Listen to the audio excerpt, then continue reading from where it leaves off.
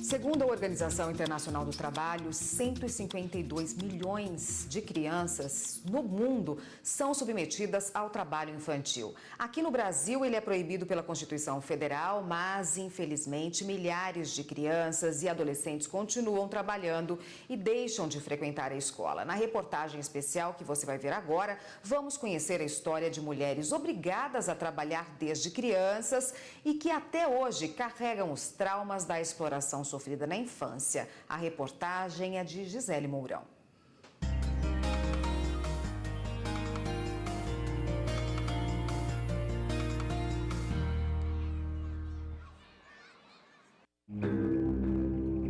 Foram 12 anos sem poder sair de casa, trabalhando como empregada doméstica. Irma foi levada da casa da mãe quando tinha apenas 7 anos por uma tia que a obrigou a trabalhar. Vinda de família humilde, não podia ver televisão, estudar, brincar ou falar com os parentes. Ela trabalhava em uma casa em Brasília, onde teve que aprender a limpar, fazer comida e cuidar de outras crianças. Tinha criança de toda a idade, né? Tinha uma criança de 6 meses. Você ficava o dia inteiro com ela? O dia inteiro, só tinha hora de levantar, às 5 horas da manhã. Para fazer mamadeira, dormir com esses meninos. Trabalhando sem receber nada, ela ainda era humilhada diariamente. Ela começou a me tratar mal, e eu chorando porque eu queria minha família. E ela me espancava, né? Me espancava, fazia eu fazer as coisas na marra. Eu não dava conta de fazer as coisas. Eu apanhava porque não dava conta de fazer. Se ficava uma coisa sem fazer, eu apanhava porque não tinha feito.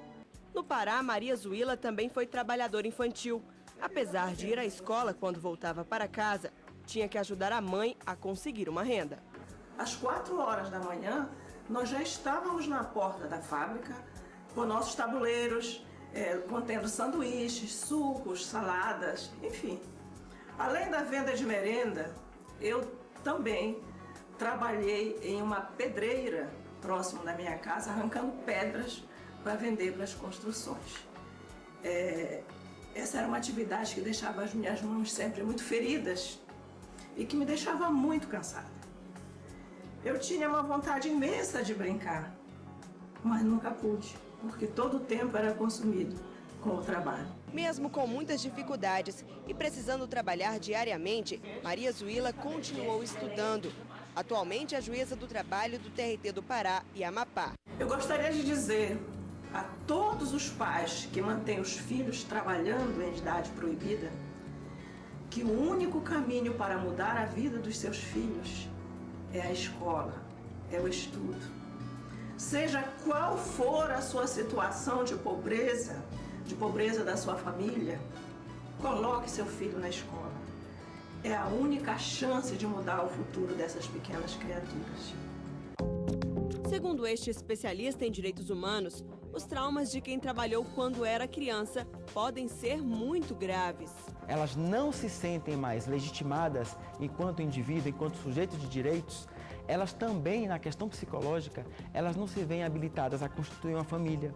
Elas muitas vezes não querem ter filhos porque elas acham que seus filhos também vão ser objeto, né, de escravização ou de algum tipo de trabalho infantil ou não legalizado. Essas pessoas têm dificuldades em se relacionar, essas pessoas carregam depressão, elas têm depressão por muitos anos. Então é preciso que haja um trabalho intenso na questão psicológica para que esses indivíduos retomem, readquiram o seu espaço na sociedade e principalmente na questão individual, na questão pessoal. Segundo a Constituição Federal, é proibido o trabalho de menores de 16 anos, salvo na condição de aprendiz a partir dos 14 anos. E aos menores de 18 anos, é proibido o trabalho noturno ou perigoso. Mas ainda existem pessoas que acham que é melhor a criança e o adolescente trabalhar do que ficar na rua. Outras famílias acabam entregando os filhos para outras pessoas para que eles trabalhem, na esperança de um futuro melhor. E com isso, esses pequenos acabam perdendo a infância. O Tribunal Superior do Trabalho também vem atuando, juntamente com o Conselho Superior da Justiça do Trabalho e com os TRTs, para que o trabalho infantil seja erradicado por meio do Programa de Combate ao Trabalho Infantil. O que é que cabe a um tribunal, por exemplo, como o TST? Um papel de conscientização, de prevenção de litígios, de levar à sociedade o tema para que ele consiga perceber a sua importância, a sua dimensão. E, principalmente, divulgar a legislação. Nós temos leis sobre isso, leis boas, leis importantes. Então, é necessário que as leis não só existam no papel, mas existam nos fatos. Elas se tornem efetivas na vida do cidadão. Então, é necessário compreender que tudo tem um espaço, tudo tem um tempo.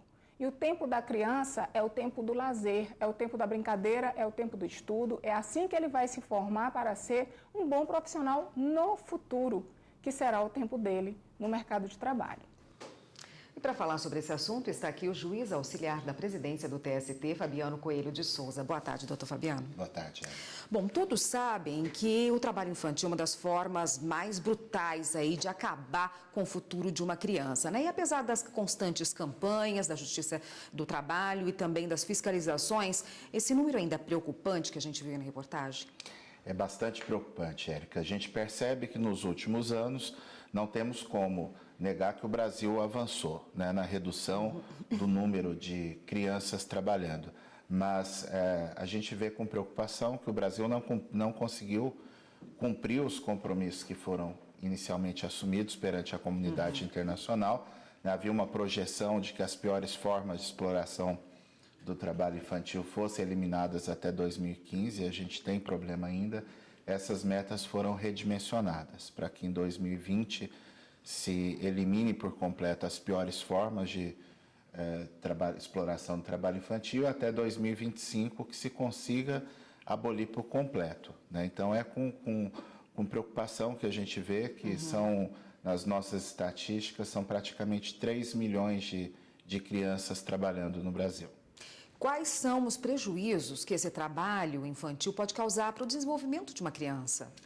São diversos prejuízos, né? Do aspecto físico, né? De prejuízo até ao desenvolvimento físico da criança, sem contar o risco de acidentes de trabalho, né? Porque há estatísticas nesse sentido. A criança ou o adolescente está mais vulnerável a acidentes no local de trabalho, mas principalmente o problema do desenvolvimento psicológico, que ficaria prejudicado, né? Há uma série de traumas que já são estudados hoje, né? De adultos frustrados, com baixa autoestima, com dificuldade até de identidade, de colocação no mercado de trabalho profissional, que isso muitas vezes decorre desse trabalho infantil. Lá no nosso programa mesmo, do TST, que é um programa de erradicação do trabalho infantil, estímulo à aprendizagem, a gente tem buscado estudar essa questão já, de que forma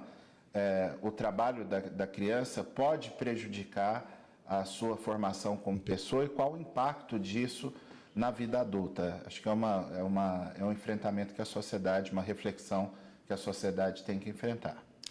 Qual a diferença de uma criança que é obrigada, por exemplo, a trabalhar em casa, né, pelos pais, a exercer toda a atividade doméstica, de uma criança que trabalha fora? Tem alguma diferença desse trabalho para a Justiça do Trabalho e o trabalho infantil?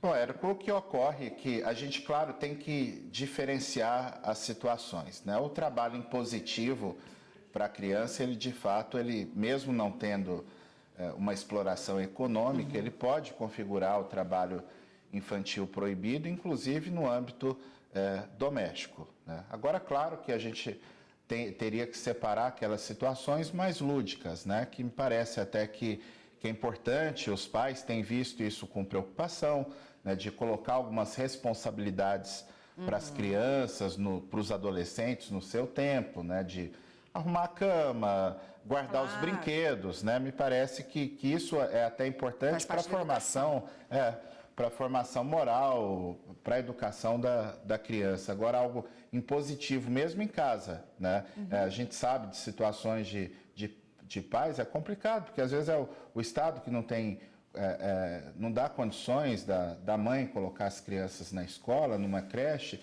E aí é comum botar o filho maior para cuidar dos demais, mas isso também é uma situação de exploração que tem que ser evitada. Doutor Fabiano, para a gente encerrar, qual é a punição para quem é pego submetendo crianças a essa situação degradante? Nós temos diversas leis no Brasil que permitem algum tipo de punição. Em casos extremos, né, pode configurar trabalho em condições análogas à escravidão e aí descambaria para o campo penal.